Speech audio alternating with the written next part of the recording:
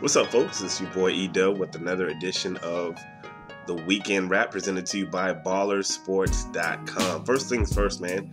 We got a lot of things I want to get to. I'm going to try to run through it pretty quick. First things first, man. Go ahead and do me a favor. Go ahead and hit that subscribe button to this YouTube page and be one of our subscribers, man. You'll just get emails and stuff whenever we do the videos. We only do the video once a week. So, go ahead and subscribe to that real quick. And we appreciate it. But we want to thank everyone that came by the site this week. As usual, very impressed with the number of people that have been checking us out, with the interactions. Shouts out to all you guys, man. We really appreciate it. Much love. So, things we want to hit on real quick, man. Of course, Super Bowl is set. The Giants and the Patriots got the rematch. New coaches, new NFL coaches are in place. And we got a couple Baller Sports news that we want to get out to you real quick. But first of all, man, let me burn on some of this NBA action. Currently right now, I'm watching the game with the Clippers and the Memphis Grizzlies. And when I tell you that these uniforms have to be the ugliest things I have ever seen in my life. It looks like the Brazil team is playing.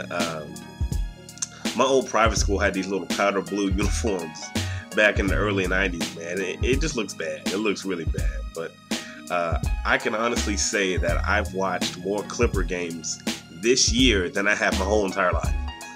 I'm not complaining. It's just what it is, you know.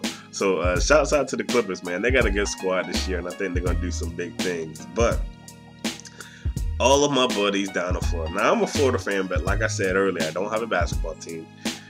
All of my friends who are Orlando Magic fans, you have some explaining to do. The Magic tonight blew a 27-point lead versus the Boston Celtics. I said a little bit earlier that the Boston Celtics might as well change their mascot to Dirt because that's how old they are.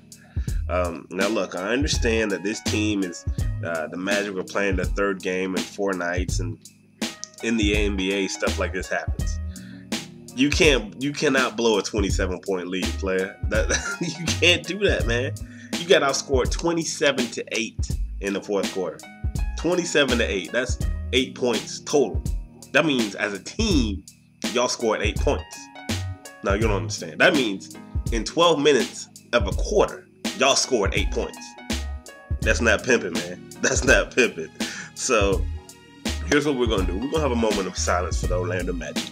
Because not only did they get embarrassed tonight, it's only a matter of time before Dwight Howard packs his bags and goes to greener pastures. So, let's have a moment real quick for the Orlando Magic and their in their season once Dwight Howard goes. All right, much better. So, enough about the Magic. Like I said, the Clippers are on TV again. They were on TV last night playing the Lakers. Good game. Lakers won. Good hard-fought battle, man. This is going to be a good rivalry. It's turning out to be. And my thoughts on this, it got kind of chippy. And then the Chris Paul Gasol fiasco when they got into a little bit of beef. And Paul Gasol kind of touched Chris Paul on the back of his head. And I said this on the radio. Shouts out to everybody that checked me out today on 1010sports.com. Shouts out to the good folks over there at the Sports Mom. You don't touch another man's head, much less you don't touch the back of your head. I mean, I got a 2-year-old. I don't even touch the back of my son's head like that. I mean, you just don't touch people like that. You know what I mean? And it was just very odd to me. He's lucky, I mean, he didn't get punched in his jaw because you just don't be touching another grown man's head like that and pushing them off.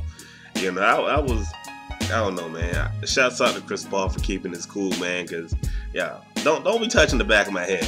You know what I'm saying? Just don't be touching the back of my head. But it was very chippy. Those guys were going back and forth. And it was some good basketball between the two. So I enjoyed watching that game. I enjoyed watching the Clippers and the Lakers. And I look forward to when they play again, man. It's going to be interesting to see come playoff time what is what it's going to be like. A good buddy of mine sent me an article today. And he was talking about the Clippers, I mean not the Clippers, but all of the new NFL coaches. And there was an article out of Sports Illustrated. And he named, I'm looking at it right now, and he gave grades to all of the coaches all of the new coaches and the teams. Now, of course, you guys know that I'm a Bucks fan, and my coach today, who just got named, Greg Schiano, from Rutgers, he got the lowest grade. We got the lowest grade. He gave us a D.